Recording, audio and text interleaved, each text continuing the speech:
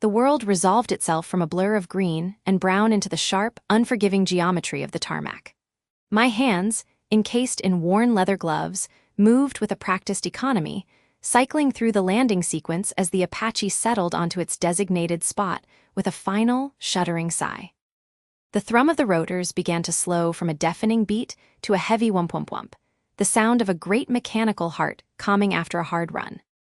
Through the canopy, the late afternoon sun glinted off the fuselage, catching the stenciled name just below the cockpit. Vance. My name. It was a sight that never got old, a small, proud declaration etched in military white. "Welcome back to the land of the living, Captain," a familiar, gravelly voice crackled in my headset. Or at least, the land of the overcaffeinated and underslept. I flipped up my visor, the sudden influx of unfiltered light making me blink. Sergeant Benjamin Carter stood a dozen yards away, a clipboard in one hand and a smirk on his face that was visible even from this distance.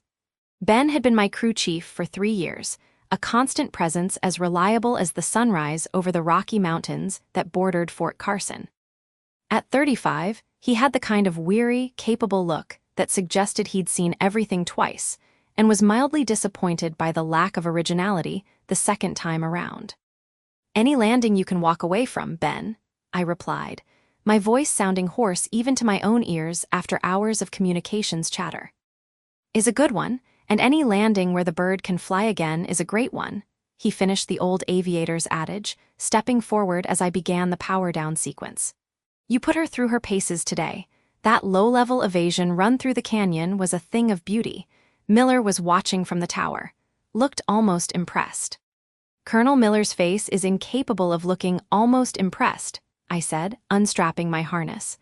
The weight of the helmet lifted from my shoulders, a relief every single time. "It has 2 settings, stern and slightly more stern." Ben's chuckle was a dry, rasping sound. "True, but I speak fluent Miller." That was a solid, well done in his book.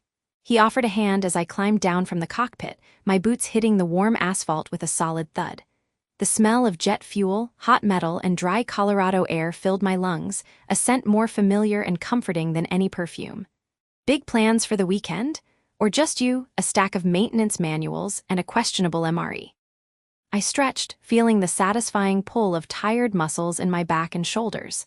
There was a deep, physical satisfaction in this fatigue, the kind that came from using your body and mind in perfect concert. Isabel's dragging me out to dinner. Civilian clothes and everything. Ben raised a bushy eyebrow. "Dr. Rossi to the rescue. Good, you've been living in this hangar more than your own apartment lately. A little human interaction that doesn't involve me yelling at you about torque specs might do you good," says the man who's probably spending his Friday night with a socket wrench and a six-pack. I shot back, slinging my flight bag over my shoulder. "The wrench is for the Black Hawk down in Bay 4, he said, falling into step beside me as we walked toward the hangar. "The six-pack is for after. Priorities, Captain, priorities." We walked in comfortable silence for a moment, the sounds of the base a distant hum around us. This was the part of my life that made sense. The clear objectives, the defined roles, the tangible results. You flew the mission, you landed the aircraft, you debriefed. There was a purity to it that the rest of the world lacked. "Seriously though," Ben said, his tone shifting slightly, losing its edge of humor. "You okay? You've been quiet all week, and not your usual focused quiet, the other kind." I glanced at him. Ben's protectiveness was a constant, sometimes smothering but always well-intentioned. He'd become the older brother I never had, a steadfast presence through 2 deployments and countless training cycles. "I'm fine," I said, which was mostly true.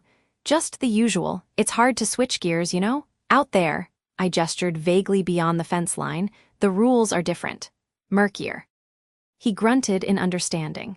"Well, try not to overthink it. Just don't let any civilian smooth talker give you a hard time.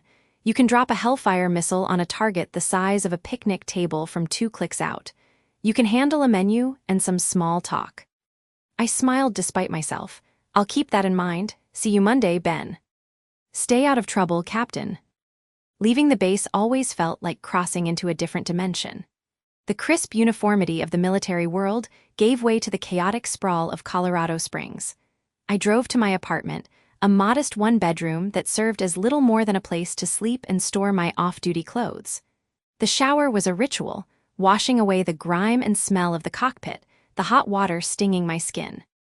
I stared at the small, neat pile of civilian attire on my bed: dark jeans, a simple black top, a leather jacket. It felt like putting on a costume. The person in the mirror, with damp hair and no trace of uniform, looked younger, more vulnerable, just a Lara. It was an identity I was still learning to navigate. Isabel was already at the table when I arrived at the restaurant, a cozy Italian place we'd been coming to for years. She was waving her hands animatedly as she talked on the phone, a half-empty glass of red wine in front of her. At 29, Isabel Rossi possessed an energy that could power a small city. Where I was quiet and observational, she was all expressive gestures and rapid-fire speech. She saw me, her face lighting up, and promptly ended her call. "There you are," she said, standing to pull me into a hug that smelled of citrus perfume and academia. I was about to send a search party, or just drink your wine. It was a close call. "Sorry," I said, sliding into the booth opposite her. Post-flight debrief ran long. "Always does," she said, pushing the other glass of wine toward me. "How was the flying death machine today? Behave itself." "She's not a death machine, Izzy. She's a finely tuned instrument of aerial reconnaissance and close air support," I said, a reflex more than a correction. It was an old, comfortable argument. Right, my mistake. So how was the finely tuned instrument?" she asked, her eyes twinkling. "She was perfect." I took a sip of the wine, the rich, dark flavor a stark contrast to the bitter coffee I'd been drinking all day. It was a good day. Everything clicked. "Good," she said, studying me over the rim of her glass. "But the clicking stopped at the base gate, didn't it? You've got that look." I sighed, tracing the stem of my glass. Isabel's perception was her superpower. As a history professor, she was trained to read between the lines of ancient texts. Reading me was child's play by comparison. It's just dating, or the attempt thereof. I had another one of those encounters. "The guy from the coffee shop, the one with the startup," she prompted. "Yeah, he spent 45 minutes telling me about his app that delivers artisanal kale to your door, then asked what I did for a living. When I said I was in the army, he got this glazed look. Asked if I was a secretary. When I said I was a pilot, he said, and I quote, 'Oh, like flying supplies around? That's cute.'" I could still hear the condescending tone, see the patronizing smile. Isabel rolled her eyes so hard I thought they might stick. "Cute? He probably thinks a helicopter is something you get at an urgent care clinic. Alara, you fly an Apache, you have a degree in aerospace engineering. You are, by any rational standard, a certified badass. These boys are intimidated. It's that simple." "It's not that simple," I argued, though her words warmed me. "It's like I'm speaking a different language. They see a woman, they make assumptions. If I correct them, I'm being aggressive or, God forbid, bragging. If I don't, I have to sit there and listen to them explain their world to me like I'm a child. There's no winning." "So we need to find you someone who isn't a boy," Isabel declared, leaning forward conspiratorially. "Someone who is already an adult. A man who's secure enough to handle the fact that his date could probably disarm him and program a flight computer blindfolded." "They don't exactly have a section for that on the dating apps, Izzy." "Who needs apps?" she said, a triumphant gleam in her eye. "I have a solution, a real, live, pre-vetted candidate." I felt a familiar sense of dread. "Izzy, no, not another blind date. The last one tried to sell me life insurance over dessert." "This is different. This is Mark's brother." Mark was a fellow professor in her department, a decent enough guy, if a bit overly fond of the sound of his own voice. "His name is Marcus Thorne. He's 32, successful, handsome. A commercial real estate broker. He's smart, he's got a good job, he's used to being around competent people." "A broker," I said, the word conjuring images of slicked-back hair and aggressive handshakes. "Izzy, that sounds like the opposite of what I need." "Just hear me out," she pleaded. "Mark says he's charismatic, really knows how to show a girl a good time. He's taking clients to all the best new restaurants in town. It would just be one dinner. A few hours. What's the worst that could happen? I could die of boredom, or he could spend the entire night talking about commercial lease agreements. Or," she said, leaning in, You could have a nice meal, a few laughs, and remember that there are men out there who don't think pilot means a person who drives a car very fast. It's one night, Alara. For me, please." I looked at her hopeful face, at the genuine concern in her eyes. She hated seeing me retreat into my solitary routine, and I loved her for it. She was my tether to the world outside the wire. A few hours of discomfort was a small price to pay for that. I let out a long, defeated breath. "Fine, one dinner, but if he mentions kale, I'm leaving." Isabel clapped her hands together. "Yes, you won't regret this. I'll text Mark right now. He's free tomorrow night." The following evening found me sitting across from Marcus Thorne at a restaurant so sleek and minimalist it felt more like an art gallery that served food. The lighting was low and dramatic. The chairs were an exercise in architectural design over comfort, and the menu was full of words like deconstructed and foam. It was a world away from my usual haunts. Marcus was, as advertised, handsome. He had dark, expertly styled hair, a strong jawline, and a smile that seemed to be permanently switched on, a dazzling display of white. He wore a tailored suit that probably cost more than my monthly rent, and he carried himself with an easy confidence that bordered on swagger. For the first 20 minutes, he was charming, asking me polite questions about myself while seamlessly steering the conversation back to his own accomplishments. A recent multi-million-dollar deal, his new BMW, his membership at an exclusive downtown club. "So, Isabel tells me you're in the service," he asked after the waiter had taken our order. He said it the way one might ask if someone collected rare stamps, a polite, slightly distant curiosity. "I am," I said, taking a sip of my water. "I'm stationed at Fort Carson." "Ah, good for you. A steady paycheck, benefits, can't beat that." He gave me a magnanimous smile. "It's important work supporting our troops. My firm actually does a lot of business with veterans. Great guys." The condescension was subtle, but it was there, like a faint, unpleasant odor. "I'm sure they are," I said evenly. "So, what do you do on post? Administration? Logistics?" He leaned back, his posture open, as if he was granting me the floor to discuss my modest little career. This was the moment I always dreaded. The reveal. I took a quiet breath. "I'm a pilot. I fly helicopters." Marcus's smile widened into an amused grin. He let out a soft chuckle, shaking his head. "No kidding, that's adventurous. What kind? One of those little two-seater jobs, like a fancy lawnmower with rotors?" The laughter in his voice was dismissive, patronizing. It wasn't malicious, which almost made it worse. It was the sound of someone who was so certain of his own worldview that the idea of me doing anything truly significant was inherently funny. I felt a familiar heat rise to my cheeks, but I kept my expression neutral. My quiet confidence, the core of who I was, felt like a shield in that moment. I didn't need to prove anything to him. "Something like that," I said, my voice calm. He missed the deflection entirely, too pleased with his own analogy. "You'll have to take me up sometime. I'd love to see the city from the air, though I'm more of a private jet guy myself."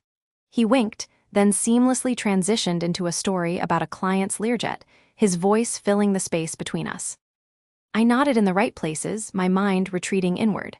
I thought of the feel of the collective in my hand, the complex symphony of the cockpit, the sheer power of the Apache responding to my touch.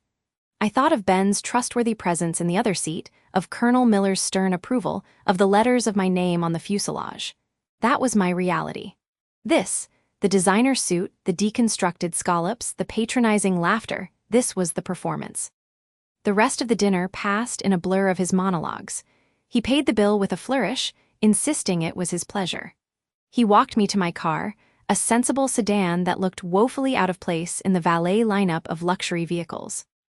"I had a really great time, Alara," he said, his smile still perfectly in place. "You're a fascinating girl. We should do this again." It was the girl that did it. At 28, a captain in the United States Army, I was not a girl. It was another subtle diminishment, another way of putting me in a box he understood. "Thank you for dinner, Marcus," I said, my voice even, non-committal. He leaned in for a kiss, but I turned my head slightly, offering my cheek. He seemed momentarily surprised, then recovered, pecking my cheek. "I'll call you." I knew he wouldn't, or maybe he would, out of a sense of routine. I slid into my car, the silence a welcome relief after the constant hum of his voice. Driving home, the city lights blurred past. I replayed the moment of his laughter in my head. Should I have corrected him? Should I have said, actually, I fly an A-64 Apache, one of the most advanced attack helicopters in the world? Would that have been assertive, or would it have been boasting, playing into a game of one-upmanship that felt cheap and hollow? Pulling into my parking space, I sat for a long moment in the dark. The high of the previous day's flight felt a million miles away, replaced by a dull, familiar deflation. I was confident in the sky, a leader among my peers. But here, on the ground, in the messy arena of dating, I felt like I was constantly failing a test I hadn't studied for. Isabel meant well, but the chasm between my world and Marcus's felt wider than ever. I walked into my quiet apartment, the echo of his dismissive laugh, the only thing I had to show for the evening. The text message arrived like an unscheduled flight plan, blinking onto my screen while I was running diagnostics in the hangar. The low thrum of a distant generator was a constant bass note, and the air smelled of jet fuel, sweat, and clean Colorado wind. I'd just finished a long debrief with Colonel Miller, my mind still orbiting the simulated combat scenarios of the morning's training sortie. Marcus, Captain Vance, I know it's probably a long shot, but I'm hoping you'll let me try again. I was an idiot last week. Coffee. I stared at the words, my thumb hovering over the screen. The casual arrogance of our first and only date, a painfully trendy cocktail bar in downtown Springs where he'd spent 2 hours talking about closing deals and his new BMW, had left a sour taste. I'd written him off as another man who saw a date as a captive audience for his own highlight reel. Yet, the apology was direct. It lacked the flowery excuses I might have expected. Problem, Cap. Ben's voice cut through my thoughts. He was wiping down the starboard rotor blade of our Apache, Nightwind, his movements economical and practiced. The bird was our shared charge, a testament to precision and power, its sleek lines and complex avionics a language we both understood fluently. No problem, I said, slipping the phone into my flight suit pocket. Just a message. He didn't press, but his eyes, sharp and knowing, missed very little. Right, the not a problem that makes you frown like you're reading a negative ops report. Anything I need to shoot down. I managed a small smile. Negative, Sergeant, just a diplomatic situation. Diplomatic, he grunted, a dry chuckle following. That's a new one. Well, you're the pilot. Just remember you've always got a wingman. His loyalty was a solid, unshakable thing, a constant in the structured chaos of our lives. I left him to his work, the feel of the cool, smooth phone in my pocket a persistent distraction for the rest of the afternoon. That evening, I found myself on the phone with Isabel, curled on my sofa with a view of the Rockies turning purple in the twilight. I relayed Marcus's message, my tone laced with skepticism. He called himself an idiot, I said, tracing the pattern on a cushion. Admission of fault, that's new. And intriguing, Isabel's voice came through the speaker, clear and analytical. She was probably grading papers, the soft scratch of her pen a familiar background noise to our conversations. The arrogant ones rarely lead with an apology. It shows a degree of self-awareness I wouldn't have credited him with based on your first description. Or it's a tactic, I countered, a strategic retreat to get back on favorable ground. Always thinking in military terms, she teased gently. But maybe, just maybe, the man actually realized he was being a bore. You can be intimidatingly competent, Alara. It throws people off their game. They scramble to fill the space with what they know, which, in his case, is apparently square footage and closing costs. I wasn't trying to intimidate him. I know, that's the point. Your quiet confidence is your default setting. It doesn't need a fanfare. Men like Marcus live by the fanfare. The silence probably unnerved him. She paused. So, what's the verdict? Court-martial denied, second chance granted. I looked out at the darkening peaks, their solid, enduring presence a comfort. In my world, things were clear-cut. Checklists, procedures, clear objectives. This was a foggy area of nuance and unspoken expectations. I don't know, it feels like a risk. A waste of time, maybe. All first dates are a risk, she reasoned. The second one is a calculated one. You go in with intel now, you know his opening strategy. If he reverts to type, you can eject with a clear conscience. But what if there's more to him? You said yourself the civilian dating pool feels like a foreign country. Maybe you need an interpreter, not a retreat. Her logic was sound, it was always sound. Coffee, I said finally. Low investment, easy exit strategy. Exactly, and text him back. Don't leave him in diplomatic limbo. It's bad for international relations. I laughed, a real one this time. Yes, Professor. The coffee date was, as predicted, easier. We met at a quiet place off Platt Avenue, all exposed brick and the rich, comforting smell of roasted beans. Marcus was already there, and he stood when I approached. A small, old-fashioned gesture I noted with surprise. "Ilara, thanks for coming," he said, his voice softer, less performative than I remembered. "Thanks for the apology," I replied, taking the seat opposite him. The first 10 minutes were a careful dance of pleasantries. He asked about my week, and I gave him a sanitized version, training exercises, mostly paperwork, which was true, if not the whole truth.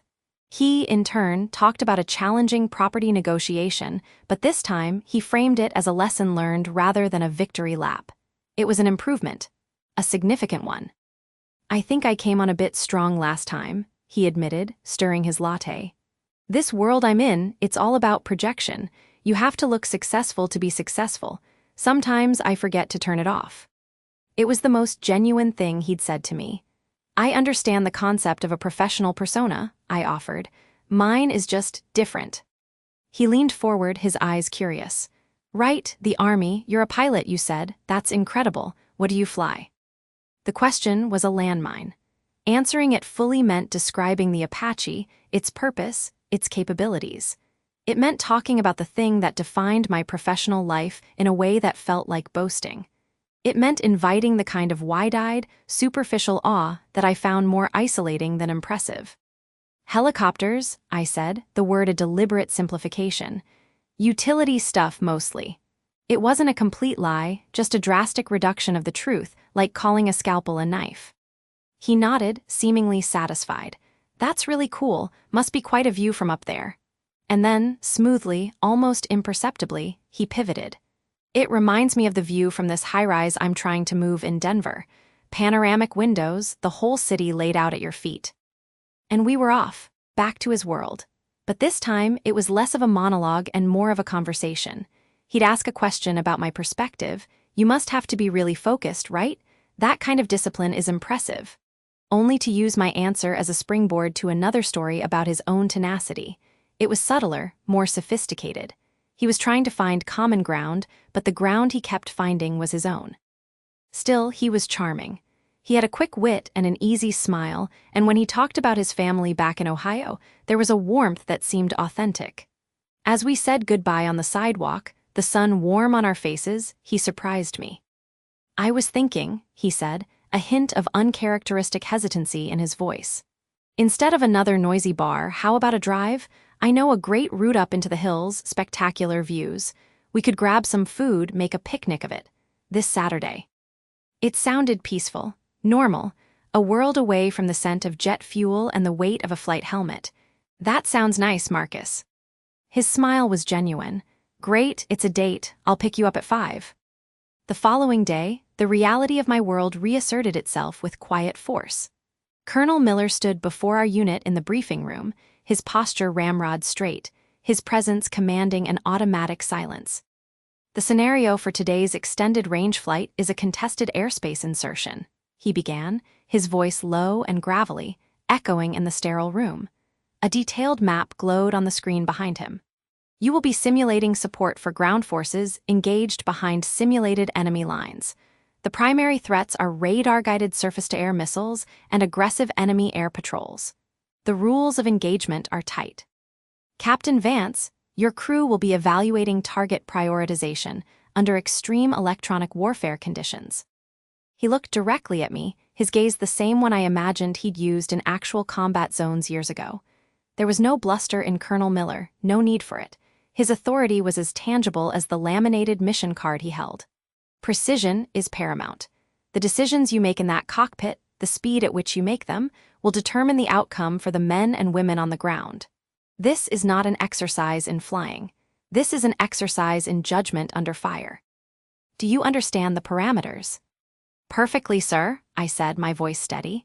The weight of the mission settled onto my shoulders, a familiar and sobering burden. This was what mattered, this clarity of purpose. There were no vague social cues here, no deciphering hidden meanings. The objectives were clear, the stakes were real, even in simulation. The flight was long and demanding, a 4-hour grind of constant vigilance, navigating through jamming signals, identifying camouflaged targets, and making split-second calls. When we finally touched down, my body was humming with adrenaline and fatigue. Ben and I worked in silent tandem, going through the post-flight checks with the rhythm of a well-rehearsed dance. Once the ground crew took over, we retreated to the relative quiet of the hangar. I leaned against a tool chest, rolling the tension from my shoulders. The scent of oil and metal was a welcome anchor. "You okay, Cap?" Ben asked, taking a long drink from his water bottle. "You were sharp up there, but you seemed distant, more than usual." I sighed, not surprised he'd noticed. Ben could read my flying the way Isabel could read my moods. Just thinking. "About Saturday," he guessed, his tone neutral.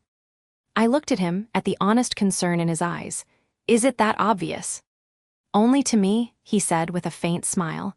"The rest of these jokers wouldn't notice if you painted the bird pink. So, the real estate guy, round 2 was better." It was, he's trying. He planned a drive for this weekend, a picnic. Ben raised an eyebrow. "A picnic, that's very civilian of him." He studied me for a long moment. "You're waiting for the other shoe to drop." "Aren't I right to?" I asked, the question sounding more plaintive than I intended. "Maybe, probably," he shrugged. "But look, you spend your life up there." He gestured vaguely toward the ceiling, toward the sky, in a titanium cocoon built for war. "It's a hell of a thing. It changes your perspective, makes normal stuff seem flimsy. Maybe this guy is flimsy, but maybe you're also looking for a reason to bail because it's easier than trying to translate all this." He waved a hand to encompass the hangar, the Apache, our entire lives, into something a civilian can understand. His words struck a chord, resonating deeply. He wasn't judging, he was observing. "It's just a drive, Ben." "Damn right it is," he said, his grin returning. "And if he screws it up, you've got a whole arsenal at your disposal. Metaphorically speaking, of course, sir." I laughed, the sound echoing softly in the vast space. "Of course." Saturday arrived with a brilliant blue sky. At precisely 5, Marcus pulled up in his sleek German sedan. He looked relaxed and handsome in a dark sweater and jeans. "Ready for some scenery?" he asked, holding the passenger door open for me. "Lead the way," I said, sliding into the leather seat. The drive started beautifully. We wound our way up into the foothills, leaving the sprawl of Colorado Springs behind. The conversation was light, easier than it had been before. He pointed out landmarks, told a funny story about getting lost on a hike, and for a while I let myself just be Alara, a woman on a date, not Captain Vance, an Apache pilot. But as the sun began to dip toward the horizon, painting the sky in shades of orange and pink, I started to recognize the lay of the land. The specific curve of a river, the profile of a distant mountain range. We were heading southeast, on a route that would inevitably skirt the vast, sprawling perimeter of Fort Carson. Sure enough, after another 20 minutes, the familiar sight of the base's security fence appeared in the distance, cutting a stark line through the rolling hills. The high, rugged terrain I knew so well from low-level flights lay beyond it. "Quite a place, isn't it?" Marcus said, following my gaze. "Fort Carson, huge tract of land, prime real estate if it were ever available." He chuckled at his own joke. I stayed quiet, my eyes tracing the familiar contours of the landscape I called home. "You know, I actually looked into it," he continued, his tone shifting into what I'd come to recognize as his business voice. "Not for sale, obviously, but the economic impact on the region is massive. I was part of a consortium that advised on a development just north of here. Had to factor in the flight paths, the noise ordinances. It's a major logistical consideration." He went on, talking about land values and infrastructure, his words layering a grid of commercial interests over a place that, to me, was a tapestry of duty, sacrifice, and a very specific kind of honor. He saw a military installation as an economic variable.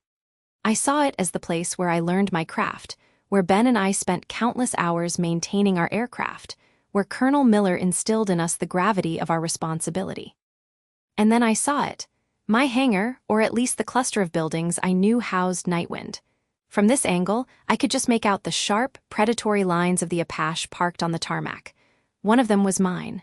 The one with my name stenciled neatly below the cockpit, the machine that was an extension of my will when I was in the air.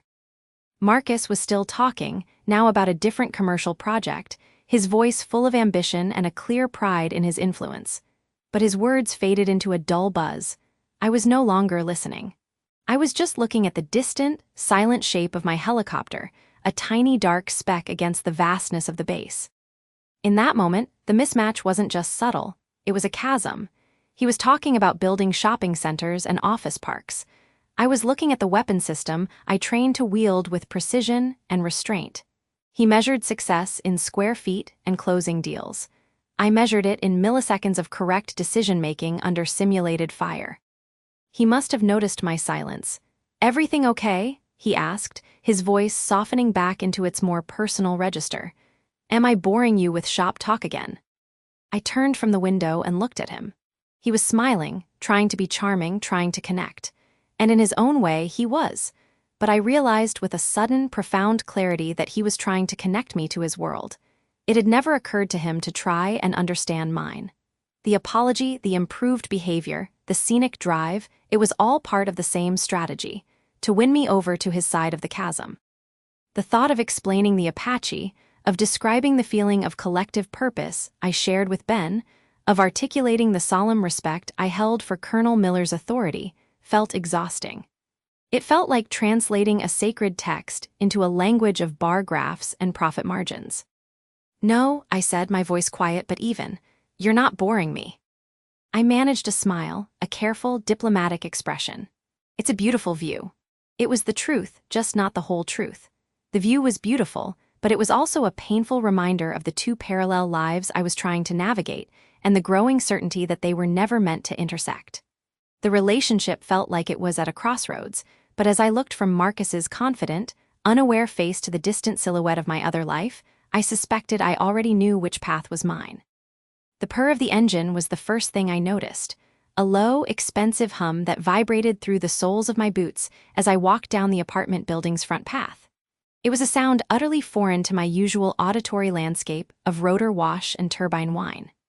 Marcus's car, a sleek silver coupe that looked like it had been sculpted by wind tunnels rather than assembled in a factory, idled at the curb. He leaned against the driver's side door, sunglasses perched on his nose, a picture of casual affluence.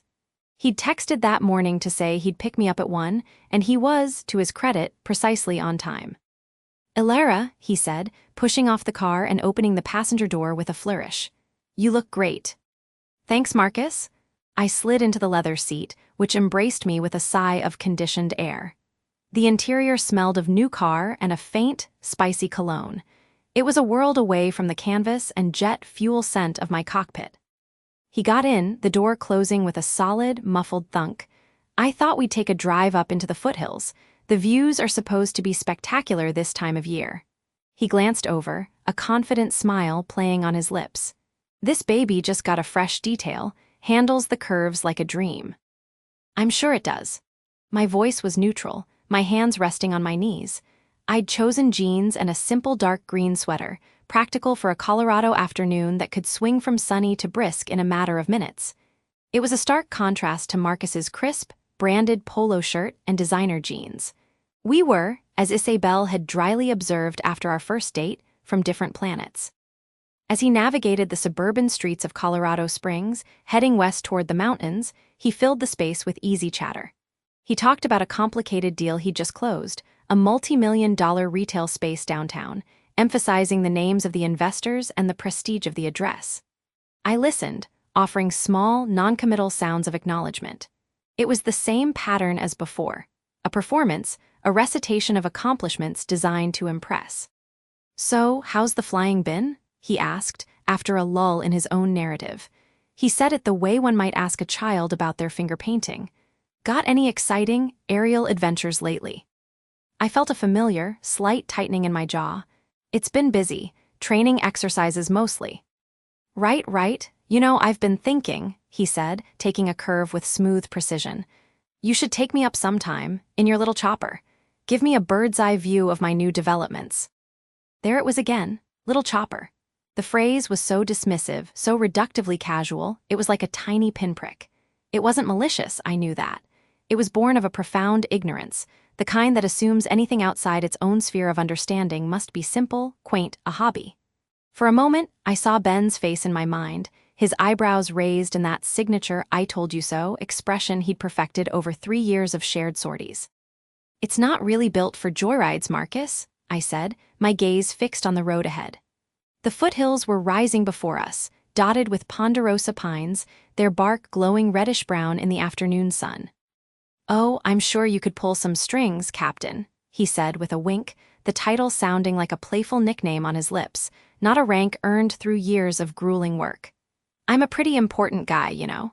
He said it with a grin, teasing, but the underlying belief in the statement was as solid as the dashboard in front of him. I didn't respond. Instead, I let the silence stretch, watching the landscape change. We were getting closer now. The specific, dusty green expanse of the Fort Carson training areas began to appear to the south, familiar as the back of my hand. The plan, if you could call the quiet, resolute idea forming in my mind a plan, crystallized. Isabel's voice echoed in my head. "You don't have to prove anything to anyone, Lara, but you also don't have to hide who you are." This wasn't about proving a point.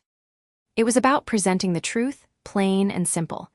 A final test, not of him, but of my own need for this whatever it was, to be built on reality. "The view from the southern perimeter road is actually more impressive," I said, my tone casual, almost offhand. "Less traffic. You can really see the whole Front Range." Marcus glanced at me, a flicker of surprise crossing his face. I rarely offered unsolicited suggestions. "Yeah, you know the area well." "You could say that." I pointed to a turning ahead. "Take a left here, it runs along the fence line." He shrugged, agreeable now that he was being guided. "Sure, a private tour from the local expert." He made the turn, and the smooth asphalt of the main road gave way to an older, slightly rougher pavement that traced the boundary of the massive army post. The chain-link fence, topped with razor wire, stretched away into the distance. On our side, scrubland and rolling hills. On the other, the ordered, purposeful architecture of a military installation. Low-slung buildings, warehouses, and vast, open tarmacs. We drove in silence for a few minutes. I could feel the familiar thrum of the place even from here, a vibration in the air that had nothing to do with Marcus's luxury car. It was the hum of generators, the distant shout of a drill sergeant, the faint, sweet smell of diesel fuel. It was home. "So this is it, huh? Fort Carson," Marcus said, his tone one of mild curiosity. "Big place. I drove by it once on the way to a client meeting in Pueblo. Never really looked twice." I just nodded, my eyes scanning ahead, knowing exactly what was coming. The road curved gently to the right, following the contour of the land. As we rounded the bend, the view opened up.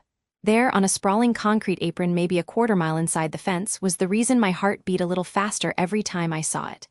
A line of AH-64 Apache helicopters, 5 of them, parked with geometric precision. Even from this distance, they were unmistakable, lean, aggressive, and powerful.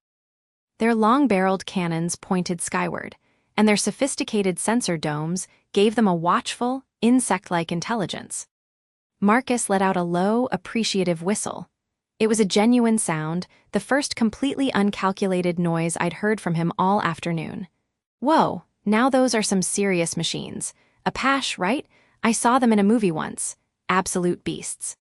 He slowed the car almost to a crawl, his attention fully captured by the display of raw military power. He was impressed, genuinely so, and for a moment, I saw the boyish fascination that probably lay beneath the broker's polished exterior. It was a fleeting, almost endearing glimpse. "They are," I said quietly. "Just look at them," he mused, almost to himself. "The engineering must be insane. I can't even imagine what it costs to run one of those things.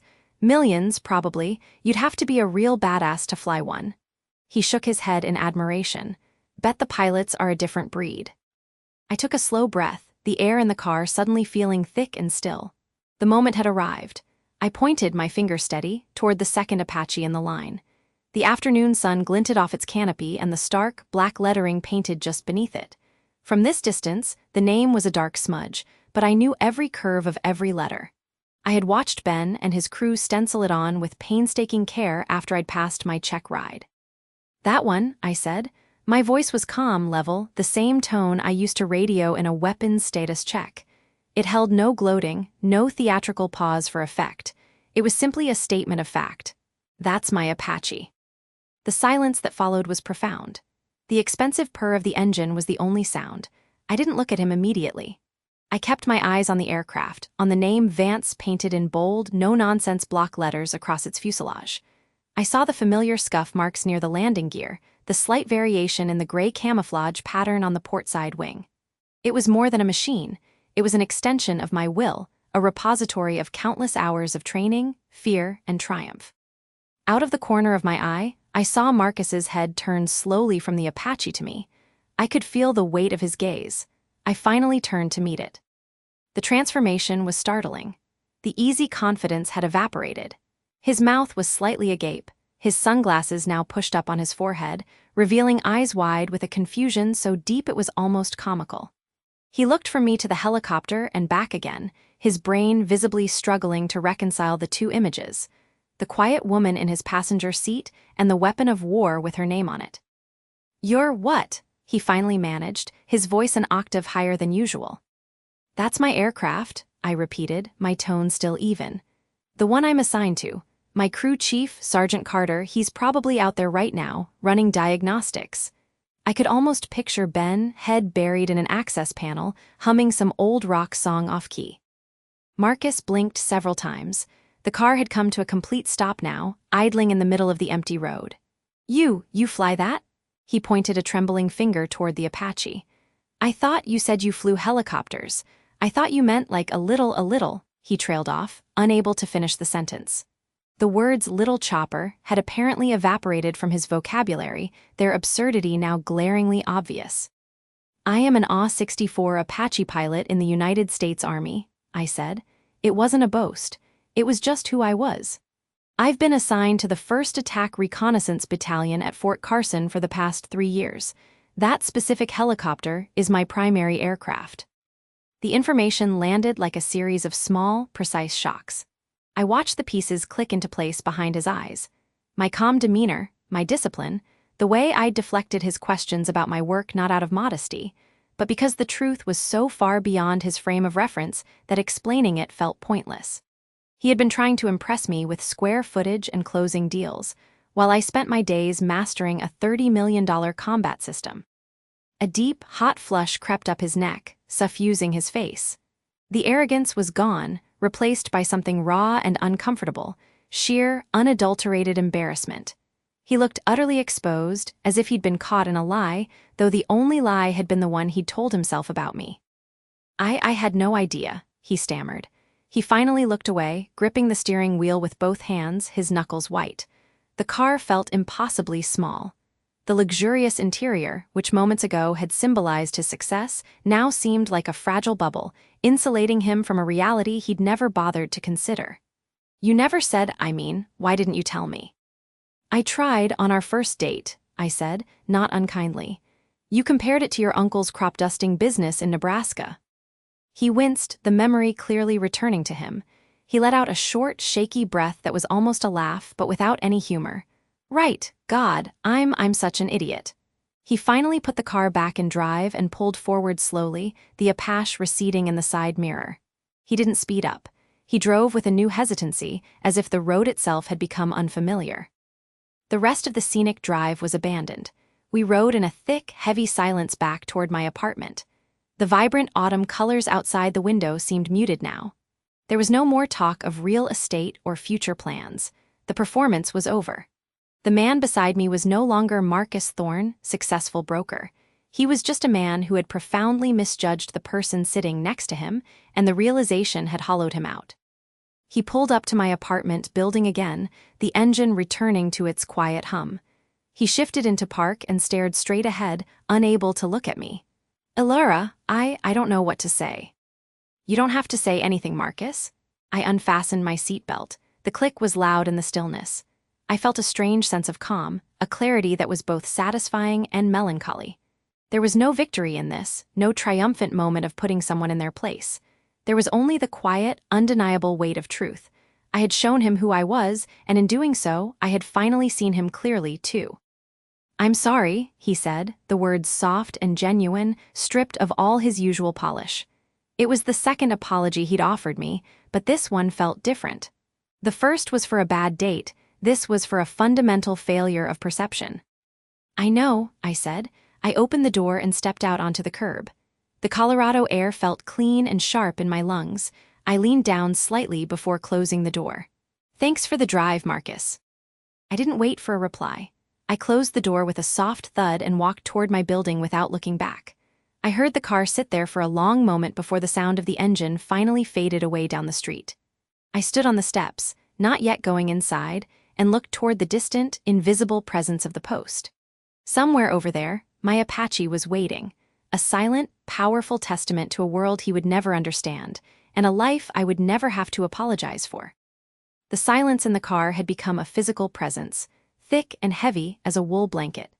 It had settled over us during the last 10 minutes of the drive, after my quiet observation about the mountains had been met with a dismissive wave of his hand, and a comment about how the best views were always from the penthouse. The low hum of the luxury sedan's engine, which had sounded so smooth and powerful at the start of the evening, now felt like an accusation. Each perfectly tuned revolution seemed to whisper that I didn't belong in this leather-appointed cage. Marcus pulled up to the curb in front of my apartment building, a place that suddenly felt starkly utilitarian compared to the world he'd just driven me through. The engine idled with a whisper-quiet purr. He turned to me, and for the first time all evening, the effortless, polished charm seemed to falter. The silence had unnerved him. "So," he began, his voice a little too bright, a little too forced. "That was a nice drive." I unbuckled my seatbelt, the click echoing in the small space. "The foothills are beautiful this time of year," I said, my tone neutral. It was a simple statement of fact, an attempt to grant him a graceful exit. I wasn't going to pretend the conversation had been something it was. He shifted in his seat, the fine leather creaking. "Look, Alara, about earlier, when I was talking about the deal," he trailed off, running a hand through his perfectly styled hair. "I can get a bit carried away. It's just in my line of work you have to project a certain confidence. You understand." I did understand. I understood the difference between the confidence required to lead a team in a multi-million-dollar aircraft and the arrogance required to close a multi-million-dollar deal. One was about trust and competence. The other, it seemed, was about dominance. "It's fine, Marcus," I said, my hand already on the door handle. It wasn't fine, but this wasn't the time or place for that conversation. The cramped interior of his car felt like the worst possible venue for a discussion about mutual respect.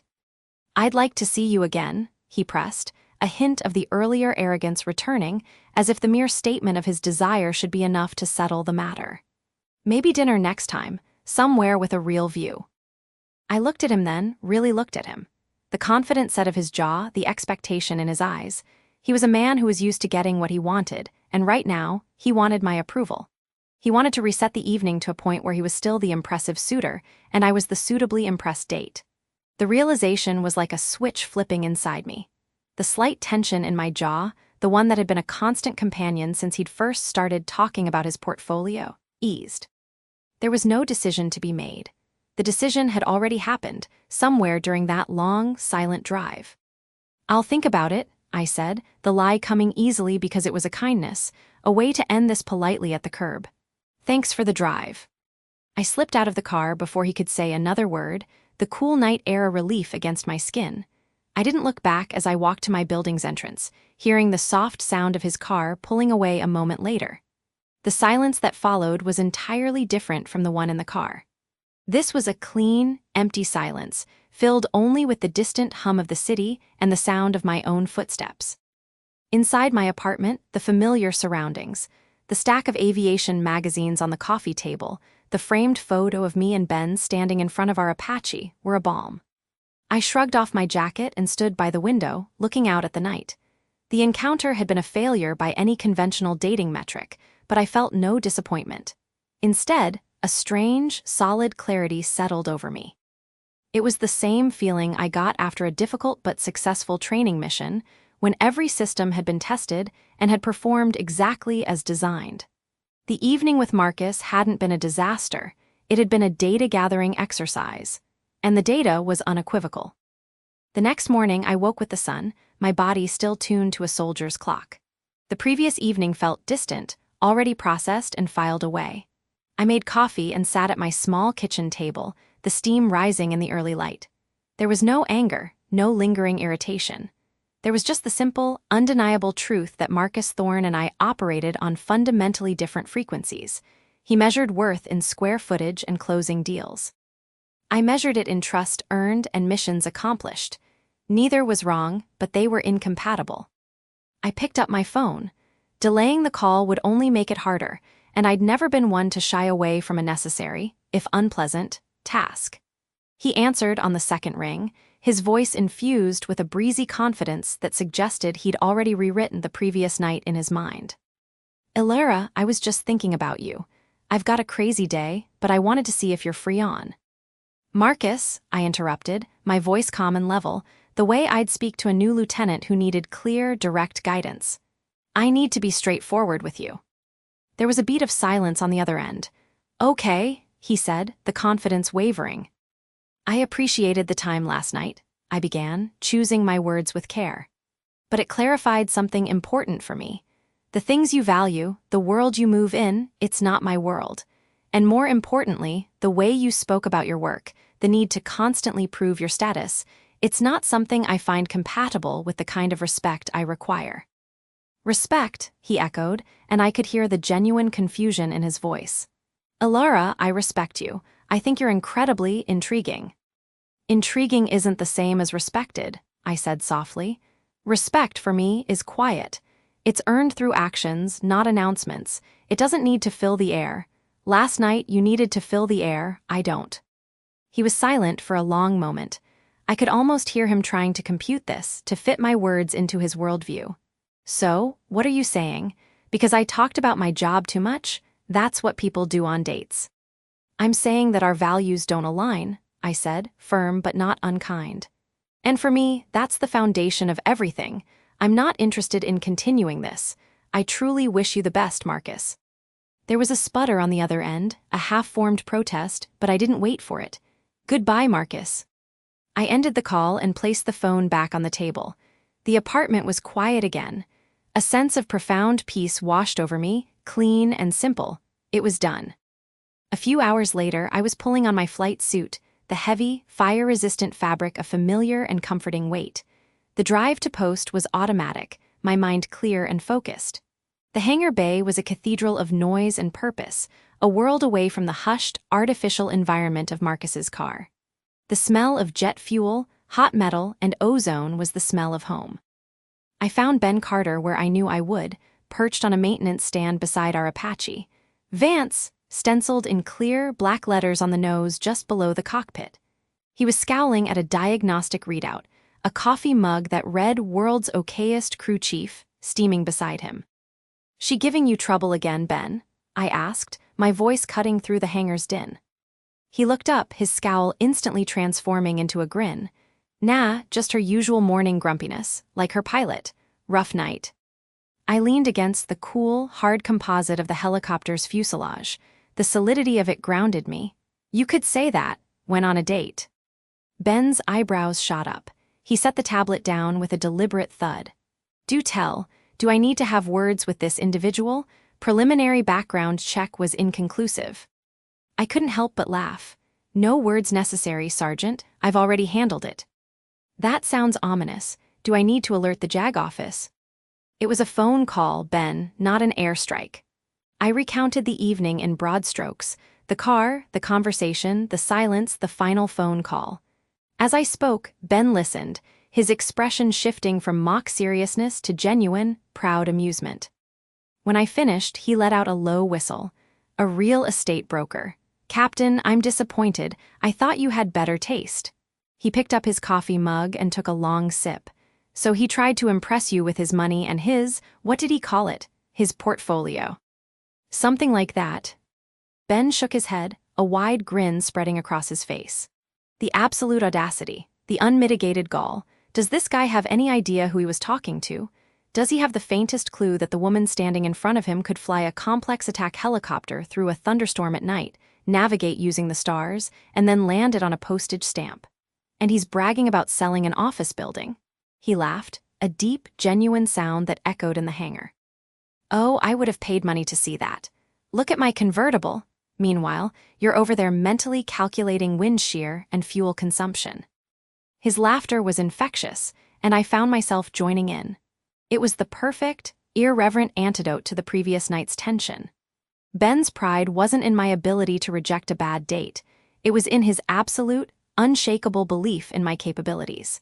He saw the contrast not as a failure of mine to fit into Marcus's world, but as a hilarious failure of Marcus's to comprehend mine.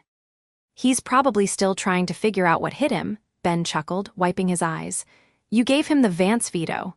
Clean, surgical, no mess, I respect it. Later that afternoon, I called Isabel.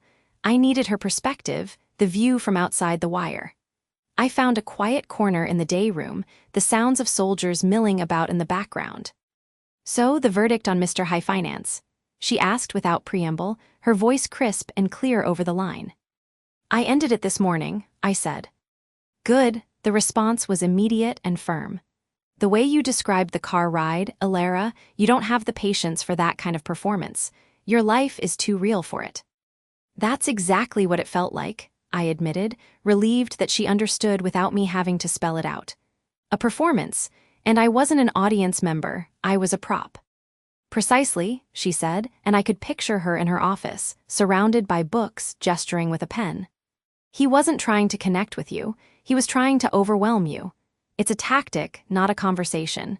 You did the right thing. A relationship should be a partnership, not a lecture series on one person's alleged greatness.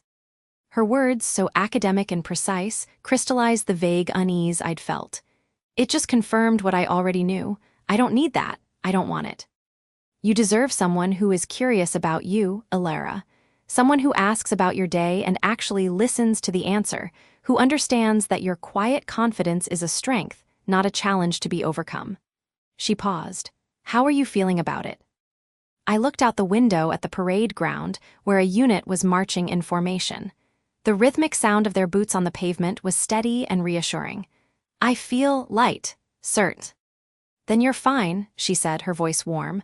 More than fine, you're you, and that's a hell of a thing to be. By the time I walked back to the hangar for my pre-flight, the last traces of the Marcus incident had evaporated. The setting sun cast long, dramatic shadows across the tarmac, painting the helicopters in shades of orange and gray.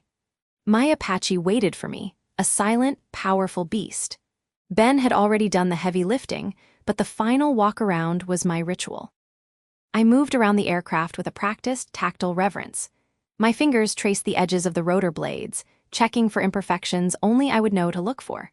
I pressed a hand against the cool, smooth glass of the canopy. I checked the tires, the sensors, the Hellfire racks. Every touch was a confirmation, a silent conversation between me and the machine. This was a relationship built on mutual reliance, on proven performance, on a language of precision and trust. There was no boasting here, only the quiet hum of readiness. Finally, I climbed the short ladder to the cockpit. I slid into the pilot's seat, the contour of it molded perfectly to my body. I strapped in, the harness snug and secure across my shoulders. The cockpit enveloped me, a world of switches, screens, and controls that was more familiar to me than my own living room. I reached up and pulled the canopy down, the hydraulic hiss sealing me in a bubble of focused calm. Outside, the world softened, the sounds of the hangar fading to a distant murmur. I looked through the glass at my name, Vance, painted on the nose just beyond the windscreen. It wasn't a boast. It wasn't a claim to status. It was a statement of responsibility. It was a promise. I placed my hands on the controls, feeling the familiar, solid grip. There was no need to prove anything to anyone. The validation I sought wasn't in the admiring glance of a date or the value of a real estate deal. It was right here, in the hum of the systems powering up, in the trust of the crew chief who maintained her, in the mission that lay ahead. A deep, settled certainty warmed my chest. This was where I belonged. This was enough.